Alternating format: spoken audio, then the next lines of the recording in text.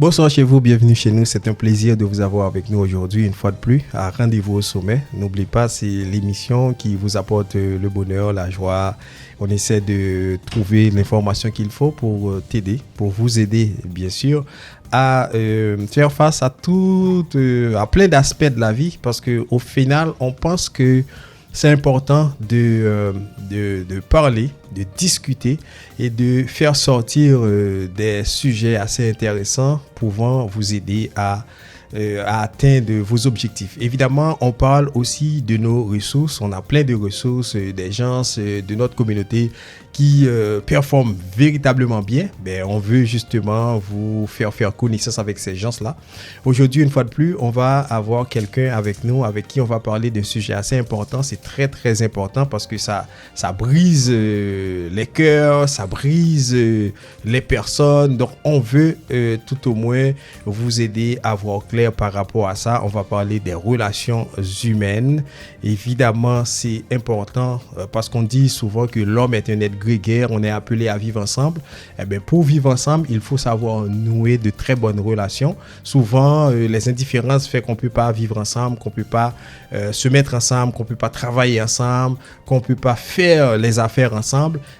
On va aujourd'hui poser les jalons pour vous aider justement à mieux interagir avec vos semblables, avec vos amis, en famille, etc. Donc voilà, c'est ça justement. Jackson est à l'antenne aujourd'hui pour vous servir. Déa, bonsoir. Elle n'est pas là aujourd'hui, mais on est au top pour justement mener l'émission d'aujourd'hui. Brice Lee assure les manœuvres techniques, c'est notre réalisateur. Donc encore une fois, bonsoir à tous et à toutes. C'est un plaisir de savoir que vous êtes là déjà accrochés à votre téléphone, à votre ordinateur pour justement nous recevoir chez vous. Aujourd'hui, on reçoit à cette émission Fabiola Jackset. Et justement, c'est notre thérapeute. Elle est thérapeute. Justement, elle travaille, ça fait environ 15 années à l'hôpital Sainte-Justine. Elle est là pour nous aider à comprendre c'est quoi les relations humaines, pourquoi c'est important d'avoir de très bonnes relations humaines, pourquoi c'est important de savoir interagir avec nos semblables. Fabiola, bonsoir. C'est un plaisir de t'avoir avec nous à Rendez-vous au sommet. Bonsoir Jackson, bonsoir tout le monde. Pour moi aussi, c'est un plaisir, Jackson, franchement. Là, je vous voyais sur Facebook, mais je me vois ici, c'est vraiment un plaisir. C'est la joie qui est là, en fait. Excellent. On est content que tu sois joyeuse, mais on a la joie aussi. Brice Lee n'arrête pas de sourire, c'est certain. Charline Durano également. En tout cas, on va d'abord voir ça. Je sais que vous avez un parcours assez spécial et que vous êtes assez à l'aise, si on peut le dire ici comme ça, à accompagner les gens. Maintenant, allons droit au but. Relations humaines. Dès qu'on parle de relations humaines, on voit quoi? Ça renvoie à quoi, justement? La relation humaine, tout d'abord, pour avoir une bonne relation avec l'autre, on a besoin d'être en relation avec soi-même. Ça, c'est important. On ne peut pas être en relation avec l'autre si vous ne vous connaissez pas. Voilà, c'est vraiment être en relation avec soi. Si on dit être en relation avec soi, et on a besoin de nous écouter. Donc, le plus souvent, les gens ont besoin que l'autre l'entendre, l'écoute, une bonne écoute, mais alors qu'on a besoin de nous écouter nous-mêmes d'abord avant qu'on demande l'aide, on demande à l'autre de nous écouter.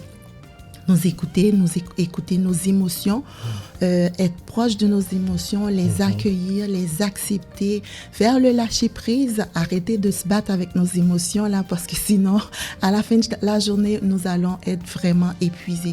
Donc, c'est pour cela, c'est très important de les accepter, de faire le lâcher prise et aussi à chaque fois qu'on va déclencher dans quelque chose par rapport à un vécu souffrant que nous portons en nous, parce que nous en avons plusieurs. Donc, avoir cette capacité de départager, de départager nos zones souffrantes et aussi de les accueillir, de les accepter. Donc, c'est la seule façon qu'on va être capable de comprendre l'autre personne en face de nous et c'est ça qui va nous permettre de rentrer, d'avoir une bonne relation avec l'autre parce que nous, on est capable d'avoir un œil sur nous, de nous observer dans peu importe. Donc, ça nous donne la possibilité, la capacité de comprendre l'autre aussi. C'est ça. En fait, on a cette capacité d'avoir un œil sur nos autres. Oui. Mais est-ce que ça ne demande pas une connaissance de soi? Parce que souvent, on ne se connaît pas véritablement. Est-ce que tu ne penses pas que c'est important de savoir se connaître ou d'apprendre à se connaître? Effectivement, je suis d'accord. Il faut vraiment apprendre à se connaître. Parce que quand on dit le plus souvent apprendre à se connaître, le plus souvent les gens vont dire mais moi je me connais, je suis si bien. Se connaître en profondeur, aller fouiller dans nos émotions, aller comprendre des partenaires. On peut faire ça seul? On peut le faire, mais si on n'est pas capable d'y arriver, c'est là qu'on a besoin de faire, d'aller contacter un professionnel de la santé. Donc, comme aller en thérapie. Donc, ça, c'est important. Ce qui fait peur à notre communauté. Donc c'est un travail, oui. Beaucoup de gens ont commencé à faire connaissance avec eux-mêmes, par eux-mêmes, personnellement. Mais au bout du chemin, c'est difficile. Parce que c'est bien beau de parler de relations d'amour de soi, relations de se connaître, mais ce n'est pas un chemin aussi facile qu'on pense. Donc, les gens, on n'est pas capable d'aller en profondeur dans nos souffrances parce que ça fait peur. Et c'est pour cela que ça nous donne tellement de mauvaises réactions quand on touche à un vécu souffrant, ben, on a tendance à... Qu'est-ce que tu appelles vécu souffrant, en fait? OK. Un vécu souffrant, c'est... on va dire, c'est tout dans le passé, quand on est jeune. Ça se peut, le comportement de ton père, un père qui avait une réaction agressive, qui était agressif, ou une mère qui il n'y avait pas de communication, ou du moins au moment où tu cherchais, moi j'invente là, donc ça n'a aucun rapport avec personne, donc qui cherchait l'écoute de ses parents mais qui ne trouvait pas. Alors cet enfant souffrait beaucoup, donc en grandissant avec ça, donc pour lui dans sa tête personne ne va m'écouter parce que j'ai trouvé personne avant qui m'écoutait, fait que ça fait en sorte que la personne cette personne se replie sur elle-même. En fait. Exactement. Et ne pas vouloir offrir une écoute à l'autre, ça développe aussi l'égoïsme aussi chez la personne. Donc, il y en a plein. Et ça se peut que c'est la trahison par rapport dans une relation, une perte, tout ça. Donc, qui fait en sorte qu'on porte plusieurs zones de souffrance en nous. La culpabilité, il y a beaucoup de personnes qui se blessent avec la culpabilité. Mais quand on est au courant, on est capable de les départager et de les comprendre et d'aller trouver la source de ces problèmes-là, on va être capable de dealer avec, on va dire ça comme ça, pour être capable d'avancer. Parce que qu'est-ce que ça fait quand on touche à une zone souffrante, un vécu? Il y a des personnes qui sont au courant, comme quelqu'un qui fait un travail sur elle-même. Donc, si la personne fait un travail sur elle-même, elle va savoir. Dès que je déclenche dans quelque chose, je sais c'est quelle zone qui est là. Mais quelqu'un qui n'a aucune connaissance de ça, tu vas voir, la personne va avoir une réaction vraiment bizarre et puis que la colère, l'agressivité et puis que l'autre personne en face, mais qu'est-ce qui arrive? C'est parce que la personne n'a pas cette relation-là avec elle-même. Donc, elle peut même rendre l'autre responsable, ne pas être capable de prendre sa part de responsabilité. Donc, c'est important de connaître chaque zone souffrante qu'on porte en nous. Je peux donner un exemple. Par exemple, moi, personnellement, j'ai juste arrangé mes écouteurs. Une zone souffrante que je porte, c'est par rapport à, on va dire, l'abandon ou l'humiliation. Par exemple, là, c'est quand j'étais jeune, et là, dans mon âge adulte, si j'envoie un message à quelqu'un... Et la personne ne réagit pas à temps ou ne réagit pas du tout? La personne ne réagit pas... Donc, tu te sens abandonné. Je me sens comme... Je peux délaissé. Tout le temps dans mon téléphone. Est-ce que ça me rend anxieuse? Et puis que, ben oui, je sais. Puis là, je peux embarquer dans mon imaginaire. Ben oui, c'est toujours comme ça. Nanana. Et puis là, je me fais mal. Puis que ça me prend du temps. Pour quelqu'un qui fait un travail comme moi, j'ai besoin de m'arrêter. Et puis de dire, OK, c'est cette zone-là. Je suis déclenchée là-dedans. La personne n'a rien à voir là-dedans, la Fabiola. La personne n'a peut-être pas eu le temps. Là, je suis dans la conscience. Je suis capable de me voir, de raisonner et d'accepter, de lâcher prise. Et c'est comme une ballonne qui est gonflée, qui vient de dégonfler. J'ai l'impression qu'on a une même zone souffrance. Et ça, c'est vrai. Ouais. Et ça, c'est la paix qui vient de s'installer en nous. Donc, c'est important. C'est important. Alors voilà, c'est intéressant. Rendez-vous au sommet. Aujourd'hui, on parle de relations humaines. On vient de voir que c'est important d'arriver à identifier les zones souffrantes qu'on a, les vécus souffrants, parce que ça fait mal, ça nous empêche d'établir de bonnes relations avec nos semblables, avec nos amis, en amour et ici. Donc ça, c'est important. Et Fabiola, tu parlais tout à l'heure de la relation avec soi. Mm-hmm. Mais c'est certain, comme je te l'avais demandé, on ne peut pas arriver seul parce que pour une bonne relation avec soi, il faut se connaître d'abord. Mais cette connaissance de soi, c'est pas évident d'arriver seul. Mm-hmm. Est-ce qu'il y a des étapes, si moi, par exemple, moi-même, je veux me connaître un peu plus, est-ce qu'il y a une étape, ou 1, 2, 3, qu'est-ce que je dois faire pour me connaître, ou est-ce que c'est obligatoirement moi-même qui dois me débrouiller coûte que coûte pour me connaître, ou je dois absolument aller voir un professionnel pour ça? Oui, c'est bien important. Comme moi, dans mon cas, je suis tombée sur le Centre de relations d'aide de Montréal, qu'on appelle le CRAM. Okay. J'ai suivi une séance d'information. Moi, j'étais à la recherche. Puis que je suis tombée sur cette école-là, donc la première séance d'information. Et juste pour te dire, je connaissais rien. Donc, de rentrer en relation avec moi-même, de me connaître, d'avoir de l'amour pour moi, etc., etc. Puis, j'entendais dans cette séance d'information-là toutes les informations qu'on donnait. Puis là, j'ai dit non, je pense que cette formation est faite pour moi. Puis c'est là que j'ai commencé la formation et puis que je commence à apprendre plein de choses sur moi. C'est sûr que c'est un chemin qui est très, très, très long. Et c'est sûr que c'est comme je te disais tantôt, on ne va pas y arriver seul. On a besoin l'aide d'un professionnel. Donc, le centre de relations d'aide, là, je ne fais pas de publicité, mais il est très... c'est vraiment une école qui est là pour aider les gens qui vraiment entamer ce chemin-là. Donc, voilà. Exact. Un autre aspect important, c'est encore toujours dans l'émotion. Vous avez dit, souvent, une zone souffrante, ça peut faire naître des émotions, et souvent des émotions négatives. Mais comment on peut arriver à gérer ces émotions-là? C'est quoi vous proposez? Quelqu'un qui vient vous voir en thérapie, vous proposez quoi pour arriver à gérer les émotions? Les émotions, comme on dit toujours, c'est comme des bébés. Nos émotions, elles ont besoin d'être écoutées, d'être accueillies et entendues. Et les émotions, vous allez voir, quand vous vivez quelque chose de difficile, vous vous sentez tourmenté, et puis vous agitez, la colère est là, et puis la frustration, et puis que c'est juste, tu as besoin, soit que dépendamment de la personne, dépendamment de la capacité de la personne, soit si c'est une personne qui suit des séances de thérapie, soit à faire une demande auprès du thérapeute, ou que la première des choses, c'est de s'arrêter. Parce que les émotions, ça nous envoie de partout. Donc, dans notre imaginaire, c'est là qu'on se fait plus de mal à nous-mêmes. Donc, on a besoin de s'arrêter, comme je t'ai dit, et puis prendre connaissance, les accueillir, les regarder, examiner. C'est vraiment détaché pour te regarder dans tes émotions.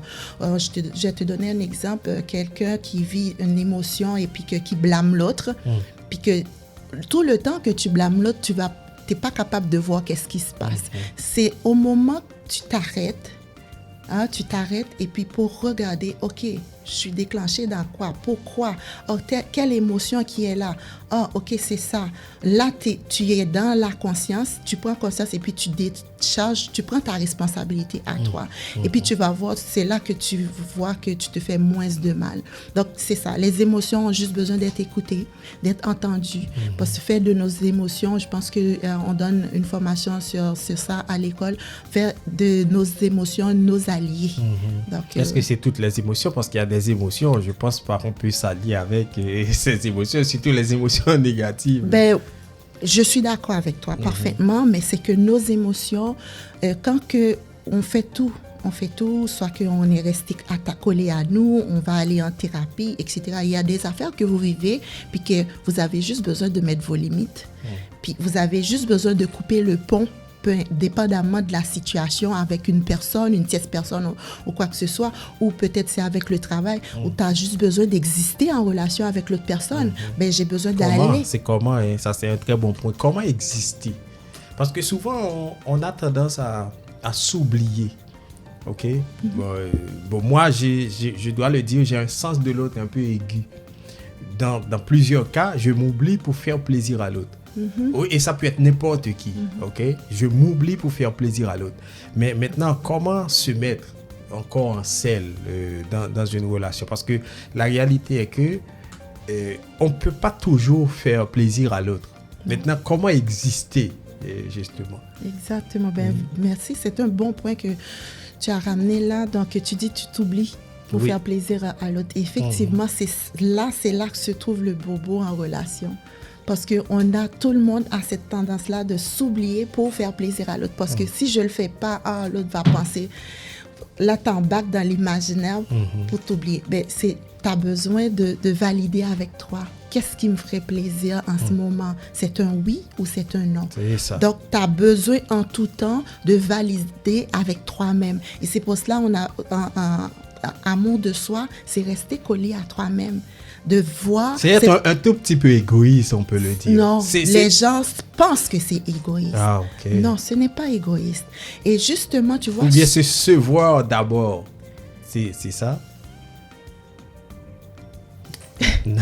C'est délicat, c'est pas égoïste. Okay. Beaucoup de gens pensent à l'amour de soi, il y a de l'égoïsme là-dedans. Ce n'est pas vrai. Parce que, regarde, quelqu'un qui n'a pas l'amour de soi, qui se meurt dans une relation, on va dire une mère qui prend soin de sa famille, etc., mais qui accepte tellement de violence dans la relation par croyance limitative, ne pas capable d'exister, ne pas capable de mettre ses limites, ne pas capable de dire non, ne pas capable de dénoncer l'autre. On nous a appris de tout garder pour nous, puis de vivre avec ça. Oh, je peux pas en parler, même à ma mère, même à mon père, je peux pas en parler, mais la personne meurt dans la relation. Alors, je veux juste te montrer, c'est en étant capable de prendre conscience, de rester collé à soi.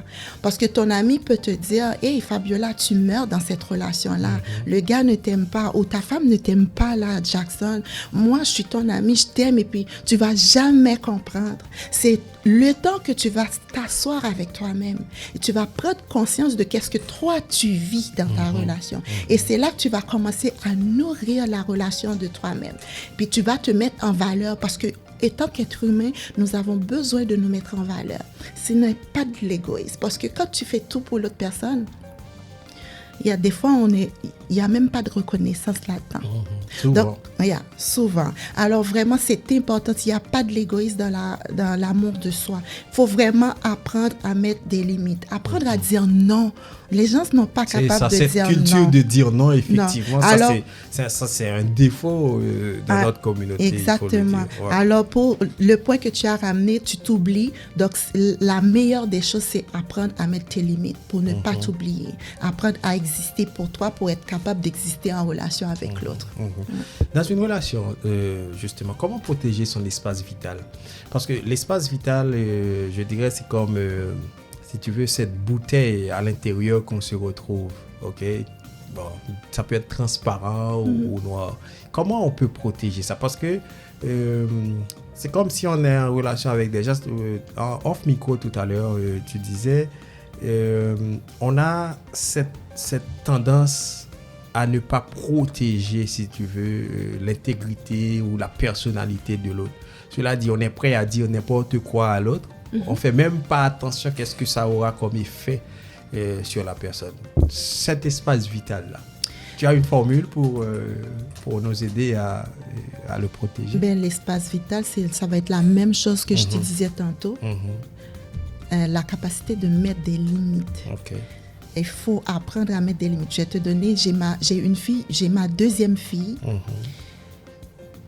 Elle est comme ça. Quand tu veux rentrer dans sa chambre, elle a besoin que tu frappes. C'est ça.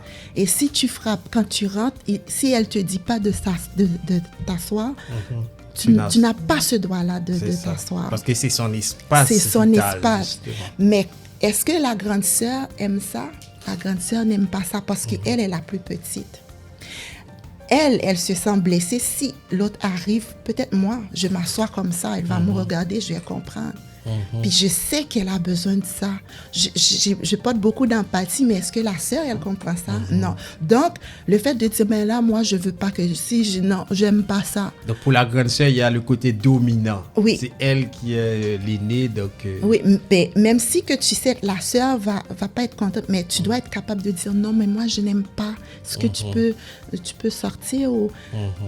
On ne nous a pas appris ça chez nous. On n'est pas élevé comme ça. Et c'est là qu'on peut dire, quand tu commences à développer ça dans ta relation avec ton chum ou ta femme, là, va te dire, ben là, quand même, c'est le Québec qui t'a changé comme ça. Mais non, c'est parce qu'on ne nous a pas appris cela. Apprendre à mettre des limites, à protéger notre espace vital, protéger notre identité. Donc, avoir ce respect-là. C'est important d'avoir ce respect-là dans nos relations. C'est ça. Donc, arrêter de souffrir en silence. Ça, c'est fondamental. Oui. Donc, si on souffre, on parle.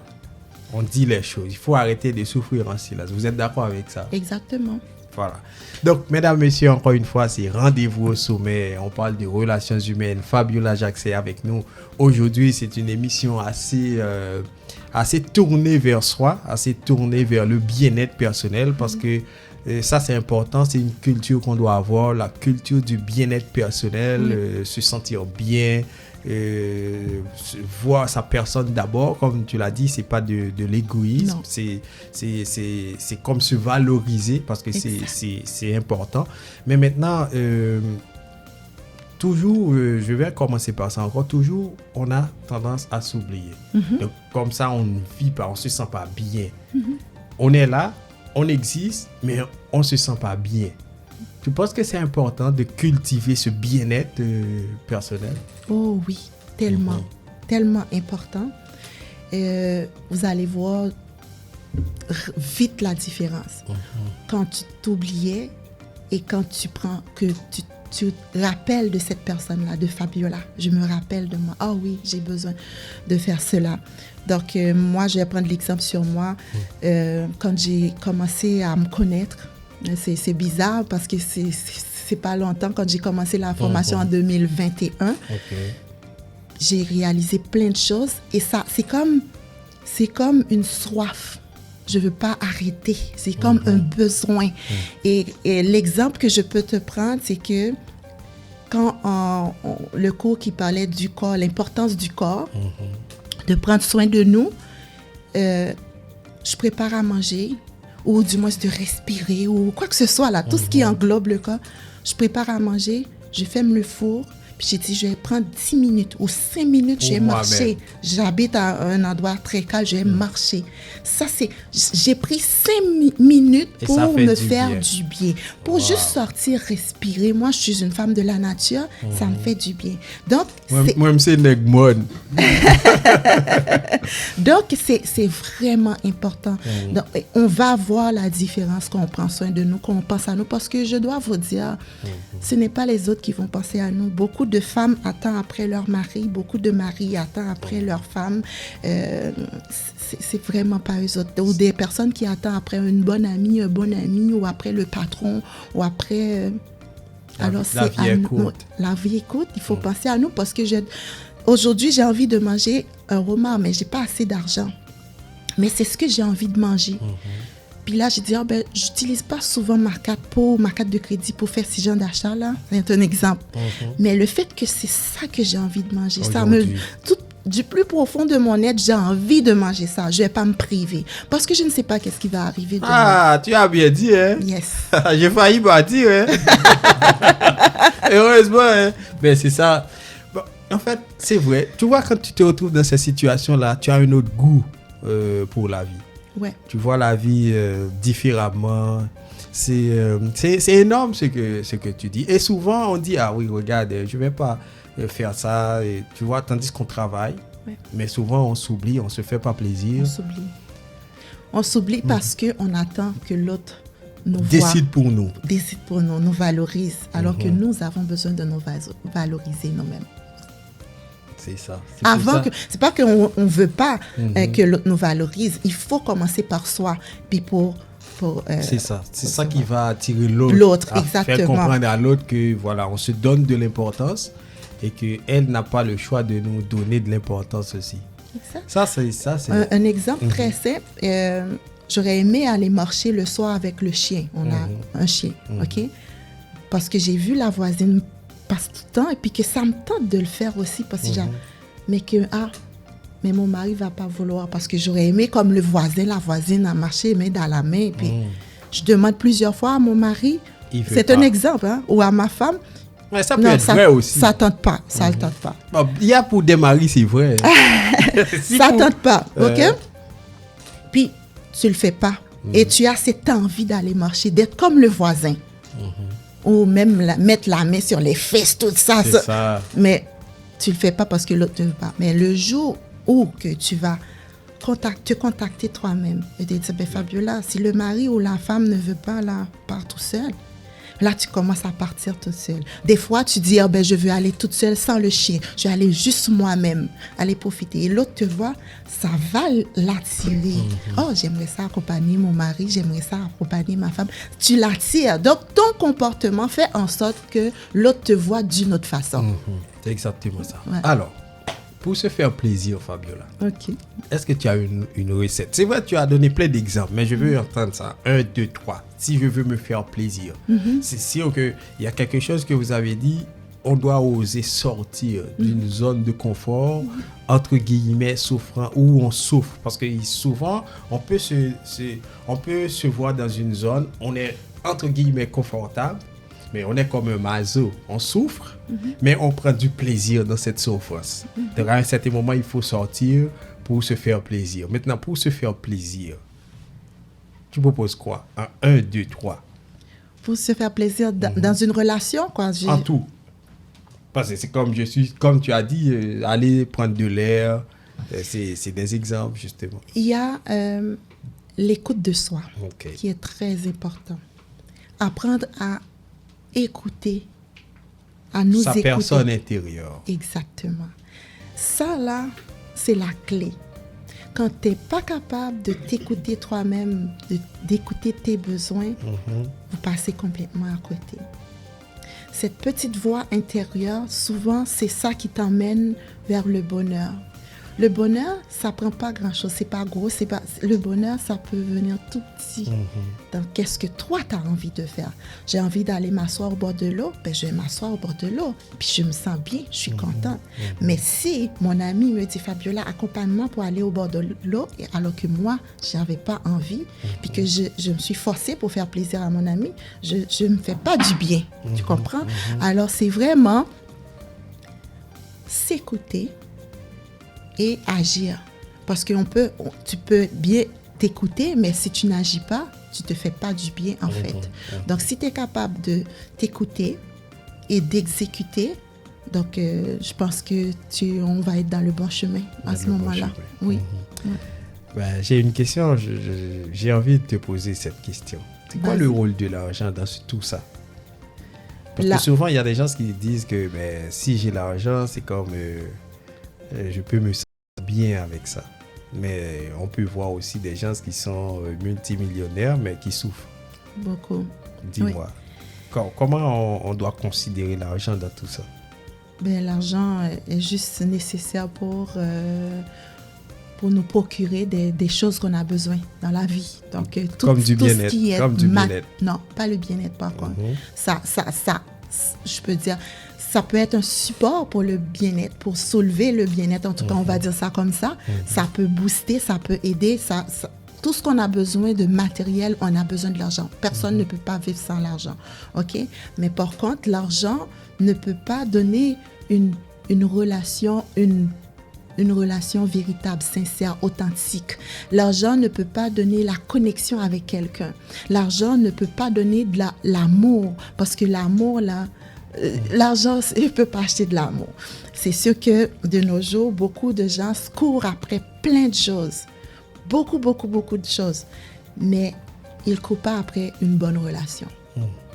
Beaucoup de gens veulent se mettre ensemble, se marier, mais ils passent complètement à côté. C'est quoi une relation? Parce que chaque personne veut trouver quelqu'un pour dormir sur l'autre, l'héberger. J'ai besoin de quelqu'un pour m'héberger. Je cherche un homme qui a la poche remplie, un homme qui a une grosse maison, belle voiture. Qui a un nom. Un nom et tout. Et puis que pour eux autres, c'est ça le bonheur. Alors que le bonheur, c'est vraiment le respect. On peut avoir l'amour, mais s'il n'y a pas le respect, hein, j'aime ce mot. Si on n'est pas capable d'exister en relation, s'il n'y a pas une connaissance, une compétence émotionnelle pour que je comprenne l'autre dans ses mots, de comprendre l'autre dans toute sa personnalité, il n'y a pas de relation. L'amour ne peut pas grandir. C'est lorsque je suis capable de comprendre l'autre dans ses caprices. Exactement, supporter. Offrir une écoute à l'autre, tu comprends, donner un espace à l'autre, parce qu'il y a beaucoup de personnes, que ce soit hommes ou femmes, qui sont envahissantes. Non, pas envahissantes, je touche pas ce mot-là encore, pas aujourd'hui de toute façon. Oui. Beaucoup d'hommes et de femmes qui gardent tellement de choses pour eux autres parce que l'autre personne ne leur offre pas un espace pour se déposer. Il y a des peurs, peur du jugement, peur du regard, peur de ci, peur de trahison, peur. En fait de compte, tout le monde reste avec leur package. Puis à la moindre des choses, la personne s'explose. Tu ne sais pas pourquoi, je ne sais pas pourquoi. Donc, le manque de connaissance de soi encore. Donc, ça, c'est important. Tout à l'heure, tu avais dit, si on souffre, on doit en parler à une tierce personne. Tu penses que c'est toujours une bonne idée? Quand tu n'arrives pas vraiment à accueillir cette souffrance, à comprendre, à départager, oui, tu as besoin de l'aide de quelqu'un. Moi, je peux... je peux admettre le fait qu'on parle de ça à un professionnel. Mais si on parle de ça à quelqu'un et cette personne... c'est comme cette personne ne vous donne pas le conseil qu'il faut et vous envoie totalement en dehors de la plaque. Ben oui, effectivement, je suis d'accord. On parle pas. C'est une possibilité. Oui, on ne parle pas avec n'importe quelle personne. Parce que c'est notre précision monde. Que j'avais. C'est un monde, c'est notre monde à nous. Donc, on a besoin de vraiment. On parle à quelqu'un de confiance. Si tu as une bonne amie. Ou aller voir un professionnel. Une amie lucide. Lucide, effectivement. Parce que faut bien comprendre, c'est pas tout le monde qui est capable d'offrir une écoute. L'écoute, là, l'écoute du cœur. L'écoute quand tu arrives avec quelque chose, tu es désespéré, puis tu dis, je vais trouver Fabiola. Puis que quand tu arrives devant Fabiola, dès que tu ouvres la bouche, et puis moi je te dis, oui, je vivais la même chose la dernière fois. Oh oui, moi c'était la même chose. Puis je te donne pas de l'espace. Tu ne peux pas imaginer le mal que je t'ai fait en te faisant cela. Et beaucoup de gens font ça. L'écoute, c'est d'être capable d'écouter l'autre dans qu'est-ce qu'il a à dire, laisser de la place. Nous, comme thérapeutes, c'est ce qu'on fait. On accompagne ces gens-là. Et c'est pour cela que je te dis, nous, on utilise l'approche... J'ai de la difficulté avec mes écouteurs qui tombent, on dirait. On utilise l'approche non directive créatrice où est-ce qu'on n'a pas à dire à la personne quoi faire dans une situation où elle m'explique face à un problème par rapport peut-être familial, peu importe. Donc, vous l'accompagnez. Je l'accompagne. Je suis là juste pour observer la personne. Comment est cette personne-là quand elle m'a mentionné ce point-là? Puis là, moi, je dois leur montrer qu'est-ce qui arrive. Quand tu m'as mentionné ça, là, j'ai vu dans ton visage comment tes yeux ont baissé, comment le visage est tout descendu. Puis que j'offre mon empathie à cette personne-là. Et c'est une relation que je crée avec cette personne-là. Je l'offre un espace sécuritaire où est-ce que je l'offre toute mon écoute. Elle peut s'exprimer sans crainte, sans problème. Sans crainte, sans problème. Donc, ça, c'est intéressant. Ouais, moi, je pense qu'aujourd'hui, c'est une émission thérapeutique. Donc, je crois que, je ne sais pas, mais c'est énorme ce que tu dis là, Fabiola. Alors, je rappelle que c'est Rendez-vous au sommet. Je pense qu'on a fait le tour de la chose plus ou moins. Est-ce qu'il y a un point particulier que vous voulez signaler ou mentionner, disons mieux? Si vous avez un conseil, si vous avez un conseil spécifique à donner, ça donne quoi? On ne donne pas de conseils. Oui, mais ne serait-ce parce que je vois que vous avez des ouvrages assez intéressants. Vous dites que souvent, il faut lire. En fait, oui, si vous avez des jeunes enfants, donc au centre de relations d'aide, et les étudiants qui font la formation enfants-ados, donc ces gens-là sont à la recherche des jeunes, donc pour donner des séances gratuitement. Donc nos enfants, nous, surtout dans notre communauté, on n'est pas trop thérapie, on le sait, tous, surtout les hommes. Aujourd'hui, de mieux en mieux, Je connais un qui dit c'est pas intéressant de voir un homme pleurer. Bon, c'est Bruce Lee. Oui, mais tu le sais, surtout nos hommes, là, ils veulent pas entendre parler de la thérapie, on s'entend? Ouais. De mieux en mieux, les femmes commencent à prendre soin d'eux autres, à aller en thérapie. Les femmes... C'est comme chez nous, Fabiola. Si on dit à quelqu'un, regarde, je vais te payer une séance pour aller voir un psychologue, mais l'abdo même pas fou. Justement. J'ai pas fou. Justement. Ça pourrait le faire qu'un psychologue. Alors que tu vois, on a besoin de prendre soin de notre santé mentale, parce que depuis... Encore un autre point, dès qu'on parle de santé mentale, c'est comme, peut-être pas droite, mon fou, moi, non, merci beaucoup. Fait que, non. Donc, on a besoin de prendre soin de nous. Donc, voilà, le centre de relations d'aide, donc non seulement pour les enfants, puis si vous avez besoin d'aide au niveau, comme je vous dis là, soit pour devenir thérapeute. Moi, je ne suis pas égoïste. Si vous pouvez, ça vous intéresse de devenir thérapeute, vous pouvez appeler au centre de relations d'aide de Montréal. C'est une école qui est créée par Mme Colette Portelance. Elle a fait plusieurs livres. D'ailleurs, tous nos livres là, qu'on étudie là-bas, c'est Mme Colette Portelance qui en fait. Comme là, on a la guérison intérieure. Donc, comment nous guérir intérieurement par nos vécus souffrants. Mais donne l'information. Si on veut faire un certificat en thérapie, c'est quoi? Normalement, il faut aller sur le site du Centre de relations d'aide de Montréal. Il y a des séances d'information. Il faut aller suivre une séance d'information d'abord aussi pour voir ce que... Moi, j'ai été énergisée. Ça m'a comme... mis la main sur moi, cette formation-là. Puis je suis sortie toute excitée parce que j'étais à la recherche de quelque chose que je ne savais même pas, mais que je sens. Moi, je suis une femme ressentie, que je ressentais dès que j'ai commencé. En tout cas, il y a aussi relation d'aide et amour de soi. Ça, moi, je l'appelle la Bible. Mon premier livre, je l'ai perdu, et là, récemment, j'ai acheté un autre. Fait que c'est ma Bible, la relation d'aide et amour de soi. Ça, la communication authentique aussi, j'ai un livre ici, communication authentique. Donc, c'est tous des livres de Mme Colette Portelance. Donc, vraiment, là, si vous pouvez même appeler à l'école si vous voulez en procurer, vous allez en avoir. Donc, c'est certain. Moi, je vais acheter ces toiles-là. Donc, voilà. Je vais les dévorer, Fabiola. Pour moi, c'est important. C'est ce que je peux laisser. C'est vraiment important de prendre soin de nous autres. Donc, nous sommes les seules personnes responsables de notre bien-être. C'est ça. De notre bonheur ou de notre malheur. Exact. J'aime dire ça. Oui, exactement. Voilà. Donc, Fabiola, vraiment, merci d'avoir été avec nous. Je peux pas dire comment je peux pas savoir ou dire comment te remercier. C'est important parce que je crois que beaucoup de gens vont profiter de ces conseils, même quand vous donnez pas de conseils, mais quelque part vous allumez cette petite flamme et que les gens ils vont profiter pour essayer de voir comment apporter une solution à leurs problèmes, connaissance de soi, améliorer leurs relations avec les autres. Donc, un dernier mot, ça doit être quoi? Le dernier mot, moi, comme étant thérapeute en relation d'aide par la NDC, c'est vraiment aller chercher ma communauté. Je sais, il y a des hommes. J'ai mentionné avant des hommes parce qu'on a tendance à dire des femmes, mais il y a des hommes aussi, des hommes et des femmes qui souffrent beaucoup dans leurs relations, donc qui ne sont pas capables d'exister, mais qui souffrent. À l'extérieur, ce sont des couples heureux, des personnes heureuses. Mais à l'intérieur, ces personnes-là sont c'est deux robots. Exactement, voilà. Donc, vraiment aider ma communauté, aider ces gens à comprendre vraiment c'est quoi la relation.